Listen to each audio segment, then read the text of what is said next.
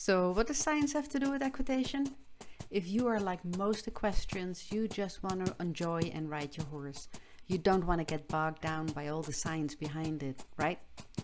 However, the other day I was talking with Elizabeth, the developer of the Equine methodology, and the subject of the science behind the necessary change in equitation became so interesting that I stopped her in the middle of a sentence and asked her to start over. And I thought you would like to hear it too. So, here it is. Listen in as Elizabeth lets us in on some of the great behind-the-scene information and what on earth science has to do with horseback riding.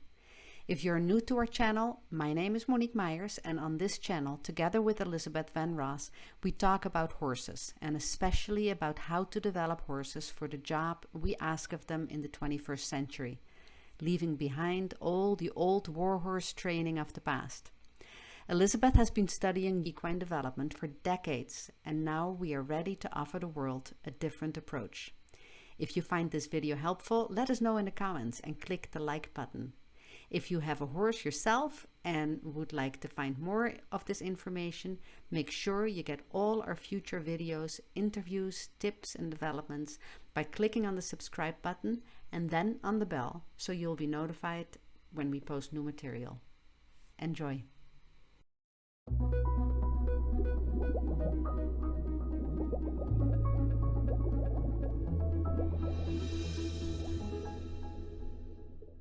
I'm, part of this group of scientists and therapists, and we were discussing the fact that the spinalis dorsi and the longissimus dorsi need to fire at the same time for proper locomotion. There's a lot more to locomotion than that, but anyway, if those two muscles are firing together, they give the horse the ability to move through its back a lot easier. But to be able to achieve that, the rider needs to be able to sit right above the center of gravity, or as we refer to it, the center of mass.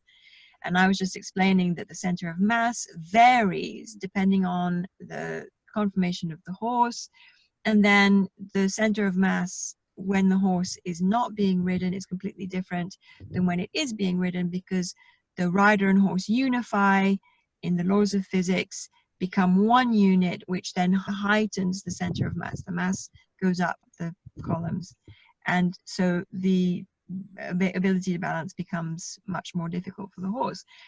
So that was one part of it. And then the second part of it, this was really the idea that, first of all, riders are not interested in science. Your average rider has a horse, loves their horse, and wants to be able to get on and ride in safety.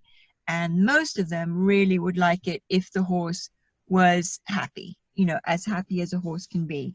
And this is where the current training methods that we're using is failing our modern horses and our modern riders. So what we're attempting to do, and when I say we, you, me, and the group that we work with, we're taking science and we're making it relatable so that the rider can understand what it is that science has brought to the horse world. And then we're going to take that information and we're going to make it into a new equitation, so a science-based equitation that will allow the riders to not just learn how to ride, because learning how to ride is yet another subject, but once they have the skills to ride, then they're able to positively influence the horse in an athletic manner, so that the horse can continue to be a horse, still responding to our questions, but can do it in a way that mentally and physically is easy for him. So I don't care if you're a novice rider or a high level rider, if your horse is not in alignment and therefore not balanced, because he cannot be balanced if he's not in alignment, you are compensating. So that means your horse is going to be heavy. That means your horse is going to be positioning himself in such a way that he will not be comfortable, and he will be ruining his body. His muscles will be put under tension. Therefore, his tendons, ligaments, nervous system, everything, all the 11 body systems will be put under stress, because of the fact that the horse has to try to interpret what his rider is requesting or usually demanding of him.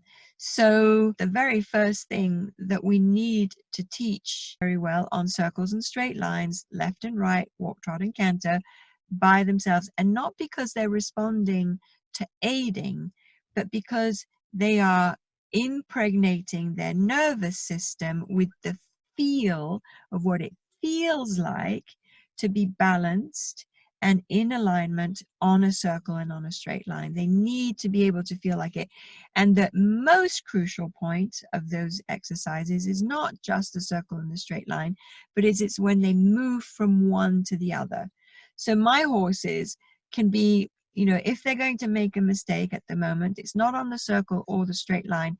It's when they're coming off the straight line into a circle or off the circle onto a straight line, where all of a sudden the posture that they know to adopt wobbles. They get a bit wobbly. But when I ride them, I'm not in compensation. I don't feel like I'm being tipped back on my right hip or being tipped forward or being tipped sideways, because the horse understands how to keep his feet underneath, all 4 feet working to preserve his alignment and balance, and searches for that because I've impregnated his nervous system with that information. Does that make sense? Yes, yes. So then it becomes basically subconscious for the horse. It becomes Yes, a habit for the it horse. becomes in nature, it becomes automatic. Okay, so the horse's central nervous system will be searching for that feeling. So now we add the rider. So now we do have to teach the rider where to position themselves, but it's a hell of a lot easier on a horse that is not out of balance. You know, because if the horse is out of balance and doesn't know how to make a circle or a straight line, the rider is constantly being taught not just equitation, not just how to position his anatomy on top of this moving object, but he's having to concentrate on making circles that sometimes is very difficult to make because the horse is resisting, because it's, you know, positioned to go left, but we're making it go right. Or it's trying to maintain a straight line, but all the rider's been given as guidance is you use your rein and your legs to create a corridor through which this horse, well, the horse doesn't know that. And the rider has this very odd concept of what that should feel like or be like, and doesn't understand why the horse is leaning one way or dropping off the other, and is sending confusing messages to the horse with all sorts of different body parts. So that's be the reins, the legs, the bum, you know, whatever it is that they're being told to use by the instructor. And again, these are all old concepts. They're not based on science. They're based on what the utility of the horse was when it was a war horse and when it was a workhorse. And they are no longer those. They're companions and sport horses. They're not working horses and war horses. So everything has changed except the way we train them or the way we prepare them, the way we say we develop them. And that's what I said to them. I said, you know, you can talk until the cows come home about center of mass and muscles firing and all the rest of it. First of all, it helps nothing for the average rider. It doesn't help them at all to know that the spinalis dorsi and the longissimus dorsi should be firing at the same time. Who cares? Who cares? I don't care. I mean, I do. So as far as I'm concerned, you know, whether they're firing together, not firing together, they're never going to fire together. And none of the musculature is going to work the way it needs to be if you're out of balance. It doesn't work, not for dogs, not for cats, not for humans, not for birds, not, you know, if you're out of balance, you're out of whack, you will be in compensation. Therefore, your muscles will be firing out of sequence. Therefore, eventually you will be leading yourself and the horse to pain.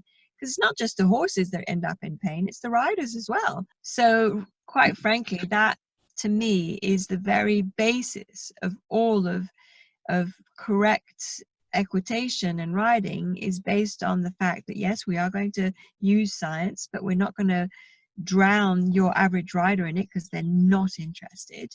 But we will teach them how to use the knowledge we've gained to have a horse that is comfortable to them. And if the horse is comfortable to themselves, then they're comfortable to us. Riding my horse, is my big girl, Urani, is just from the moment I get on to the moment I get off, it's a big smile because it's just so wonderful.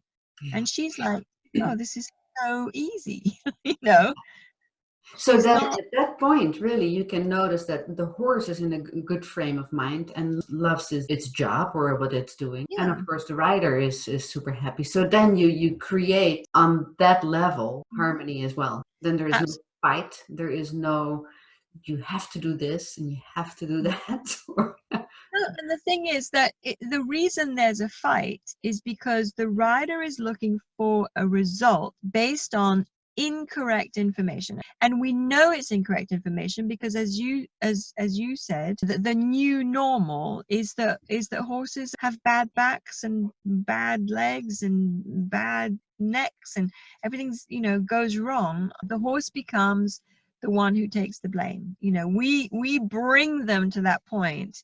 I'm not saying that there are not horses born on this planet that have difficult personalities to deal with, because there are. Just like humans, personality is personality. But a difficult human can be, you can draw out of that human its best side, just like you can draw out of the horse its best side.